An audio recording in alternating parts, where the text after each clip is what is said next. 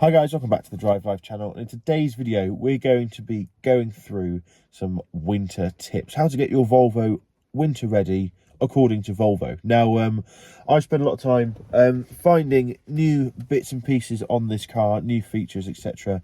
And I spent a lot of time going through the manual so you guys don't have to. So I thought this would be an interesting video to see how Volvo do things. Now, Mrs. D and I have a joke about the Volvo way. If Volvo do it, then it's probably worth doing. And I think that applies to all things Swedish and Scandinavian. Take IKEA, for example. Everything's streamlined and made easy and done for a reason. Scandinavian design is, everything is done for a reason. So, let's go straight into it. I've got a big red book full of interesting Volvo tips, and actually some of them are actually quite useful. So let's get straight into it. So Volvo recommend before winter checking your engine coolant, and there's a reason for this. It's to do with the fact that you need to have a certain glycol mixture within the antifreeze. Now, if you're lazy like me during the summer, this car weeps a tiny bit of coolant every now and then, and every now and then I have to top it up.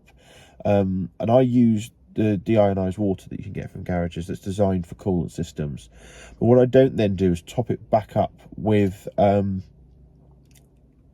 proper glycol mix. So I would actually say that my engine coolant right now is probably not at the appropriate balance for winter use. So that's something I've got to sort out before, but it should be at least 50% glycol, and that gives you protection down to minus 35 degrees Celsius. So that's something to bear in mind. Tip number 2 from Volvo is to keep your tank full, your fuel tank full. This is to do with condensation that happens. All fuels contain a small bit of water, and what happens is that in the colder temperatures, it causes condensation to build up and actually causes a separation from the fuel. So you then get almost a layer of water in your tank and a layer of fuel. And when you're running your tank low, you're running more water than you are fuel, unfortunately, or you can do. So by keeping the tank full, it actually reduces the amount of space that the condensation has to move. It means that the fuel stays at a more settled temperature. It's a bit like, imagine you've got a saucepan full of water, and it's much harder to heat up a big amount of water than a small amount of water, and it's the same reason, same physics going behind that. Make sure you have the correct engine oil. Now, these cars require 0W30 Castrol Edge A5B5, and if you run 5W30, for example, it won't give you the same protections in winter. To be honest, in the UK, it's going to be fine 99% of the time. We don't have harsh enough conditions for it to cause any real issues. But for example, when you go to the Arctic, etc., you need to be running the right oil because it gives the car much more protection on cold starts. So that's something to consider. Over the page, check the condition of your battery. Now, this is pretty obvious, and I think it was ATS or RAC or AA or someone said that they see a 300% increase in flat batteries in cold weather.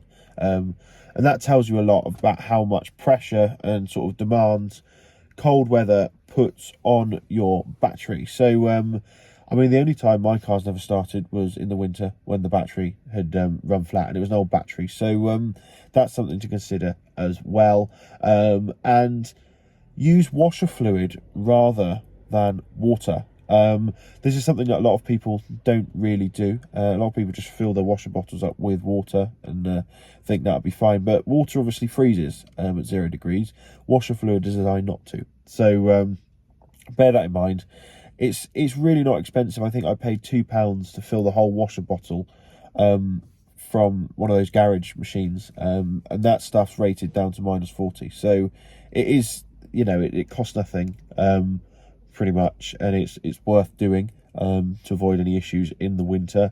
Now, I've added a few extra tips here because the fact that was it from Volvo surprised me. I thought there'd be more sort of winter driving. I think Swedish and Scandinavian or just cold climate driving schools and driving tests incorporate much more winter driving into the training, which is why Volvo probably assume that a lot of people already know this stuff, but unfortunately in Britain we don't. The amount of people you see being caught out by cold weather is pretty mad. So let's go through a couple more. Make sure you've got the appropriate tyres fitted. Unfortunately, a Michelin Pilot Super Sport summer tyres are going to be totally rubbish in the winter, especially in ice and snow. I like to go for an all-season tyre. I've currently got summer tyres fitted because I fitted the new wheels with the summer tyres on. My plan is over the winter I'm going to refit the Michelin Cross Climates. Just dropped you there. Refit the Michelin Cross Climates so that we have some proper grip for when it gets snowy in sort of end of December, January, February. So that is my plan now. I'm going to get the old wheels refurbished and ready to go. So also you're going to make sure your tyres are in good condition. Winter tyres are great, or all season tyres are great, but if they've got no tread on them, they're pretty useless. Bear that in mind.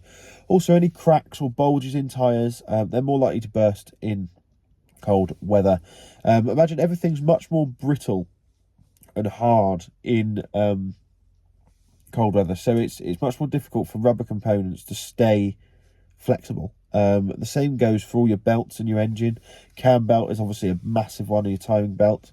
The auxiliary belt snapped on my car when it was -3 outside, and that was just because it was due.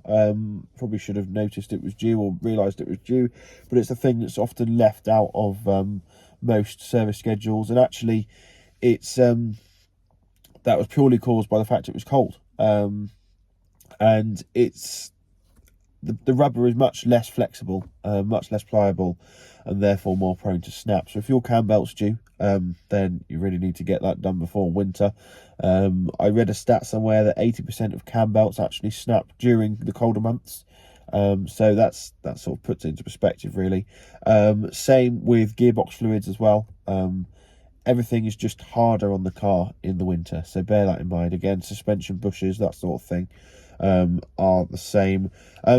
Ensure all bulbs are working, especially your headlights. Now, this is something that used to bug me a lot when I was doing roads policing. We used to do traffic policing, and the amount of cars that had non-working headlights. I mean, it's hard enough to see at night with working headlights, let alone with headlights that don't work. Tail lights as well were incredibly dangerous. If you can't see a car properly, or they're driving slowly and you catch up to it, it's very difficult to judge distance or the width of a vehicle that doesn't have tail lights. So just get those sorted. I mean, a bulb for the front bulb on this car is £3, so it really doesn't cost much. And you need the lights in the winter. You need them to be able to see, but also to be seen. So bear that in mind. Carry warm clothing in the car. You never know what's going to happen. Just bung a jacket or two in the back, and carry some spare shoes as well in case you need to sort of walk. And I'll do a separate video on what I carry in my car over the winter. And a lot of people sort of criticise people for saying, oh, it sort of blows it out of proportion, it's just a bit of cold weather, but it does make a difference. Having been caught in situations where I did need some warmer clothing and some different shoes to walk, then it's something that I sort of make sure I have in the car. So thanks for watching. Don't forget to like, comment and subscribe. Let me know your thoughts on the Volvo tips. I think they probably could have added a bit more, but I'm assuming they didn't because of the whole fact that they assume people know more than they do. Thanks for watching, and I'll see you next video. Cheers.